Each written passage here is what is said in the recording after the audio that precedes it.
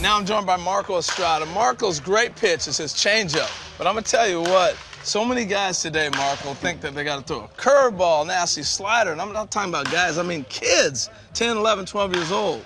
So how important was the changeup in your development, and do you think it is for young pitchers?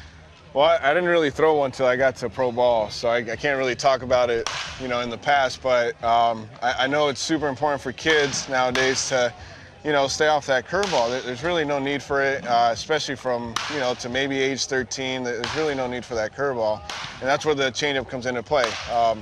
It's a nasty pitch. You know, if you can sell it, it's probably the best pitch in baseball. So, and you know, I'm not a guy that throws hard, so and I've struck out a couple guys. So I mean, it works. You just got to make sure you sell it right. Well, the key to pitching is throwing off the rhythm and the timing of the hitter. So let's talk about the fastball and the changeup, and show me your fastball grip. How do you get your fastball? What do you want to see coming out of your hand with the fastball that sets up the changeup? Yeah, so I just throw normal four-seam fastball.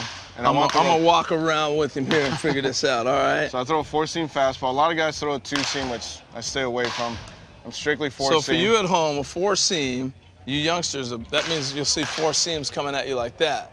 The two seams are like this, and they're gonna cut the wind. They'll move a ball left or right laterally. Did I do that right? No, that's exactly right. Okay, so cool. I stay with the four-seam because I want it to look straight and just have that four-seam spin, right, where it looks like a cue ball almost. That's so cool. How you do that? I can't do that. Well, pitchers, you know, we got so much time on our hands. We practice all this stuff. But so you want that spin? I want that spin. So when I'm thinking changeup, I want the exact same. And I hold a four-seam changeup, circle change, nothing special. So how do you grip the ball? I'm sitting on my couch at home. Here's How my do I get fastball. there? Okay. When I move over to the changeup, all I do is slide over. Oh, okay. It's nothing special. You know, a lot of guys throw a four-seam changeup just like this, circle change. That's what they call it. And you see the circle. That's where they get that from. But now, when I'm throwing a ball, I want it to release the same velocity of my fastball, my arm movement, I guess. You want to try and sell it. So we talked about it. It's all about deception. It's selling the pitch. The way I sell it is, you know, I do throw it basically as hard as I can. But what no one ever talks about is your lower body, what that plays into the pitch. I don't really think it matters how you hold the ball, to be honest with you. It's more trying to kill your lower half. Okay, so turn to the camera. Be the pitcher for me. What do you mean by using your lower half? So when I'm throwing a fastball, I mean, you're always going to load, but you push off of it, right? Yeah. You push off, at least I do.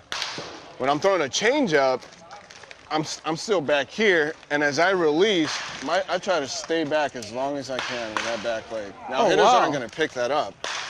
If you can pick that up, then you're going to be a Hall of Famer. So you're pushing off harder on a fastball, and you're trying to stick around on the changeup. I kill my lower half, so there's no momentum going forward, and I mean, you can throw it as hard as you want. If that back leg stays behind you, you're not going to throw it very far. Great stuff, buddy. Thank you, man. I hope you learned something. I did. Man, you blew my mind.